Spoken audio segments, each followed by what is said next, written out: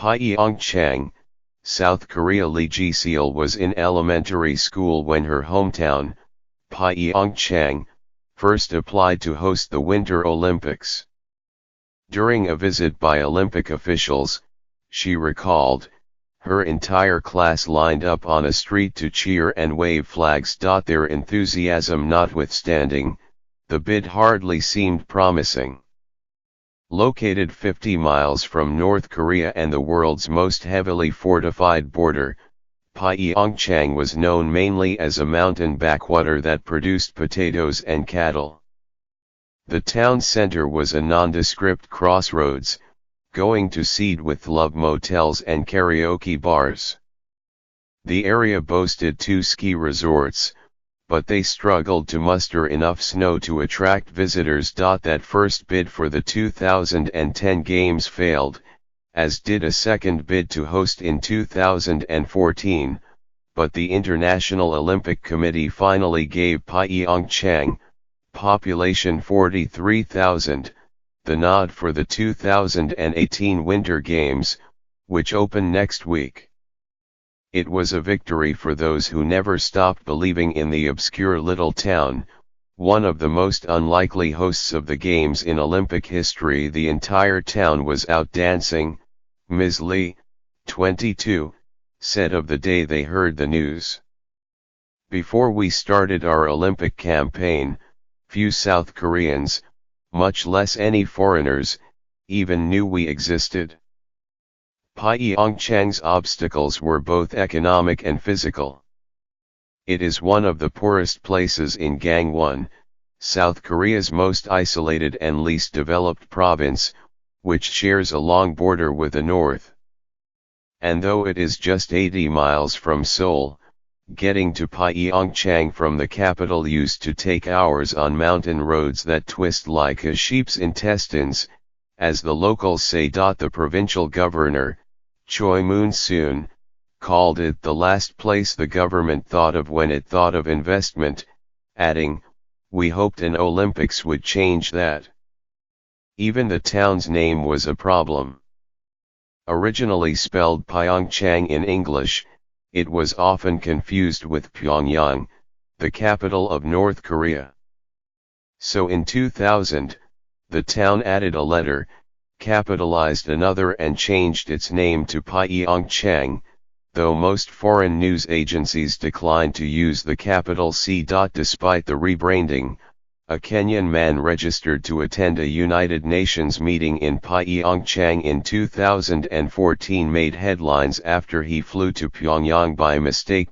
In time, though, South Korea embraced Pyeongchang's bid for the Games as its own. The nation's leaders were eager to build global prestige and saw the Winter Games as a chance to become one of only a handful of countries that have hosted a trifecta of international sports events. The World Cup took place in South Korea and Japan in 2002, and Seoul hosted the Summer Games in 1988.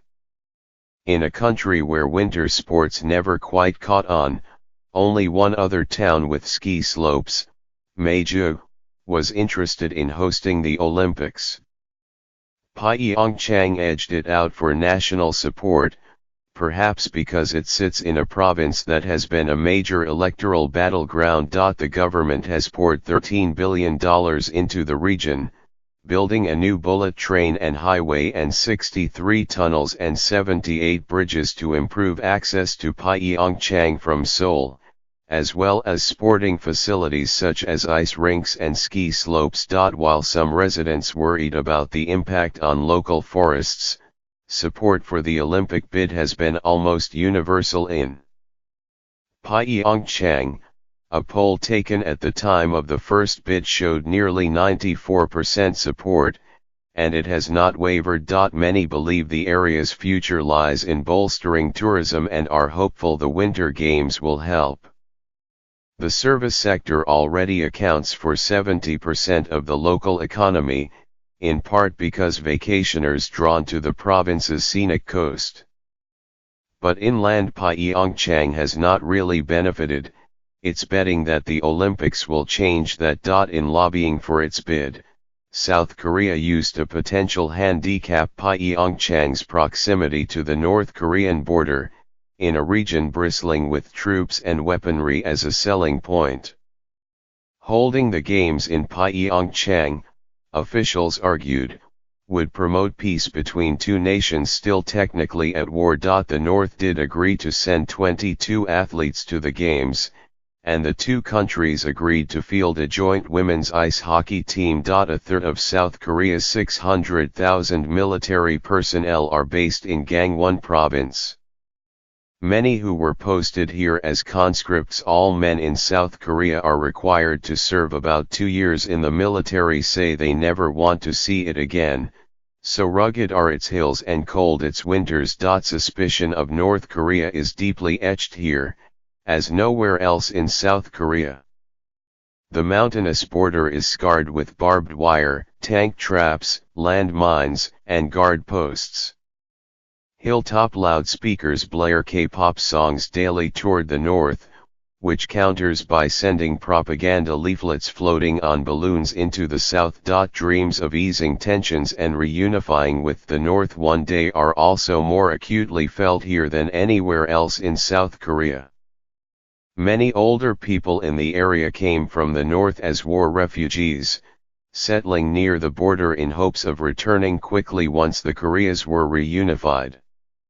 Our dream is to one day take the train to go to North Korea and all the way across Siberia and to Berlin, said No Yeon-soo, curator of the DMZ Museum, referring to roads and rail lines that stop at the border, essentially making South Korea an island. The province is also home to the so-called Peace Dam, a towering structure built on the Han River because of fears that another dam upstream in North Korea might release a killer flood, by accident or on purpose. And it was in nearby Gangneung, where the ice hockey and speed skating events are scheduled to be held, that a North Korean submarine ran aground in 1996.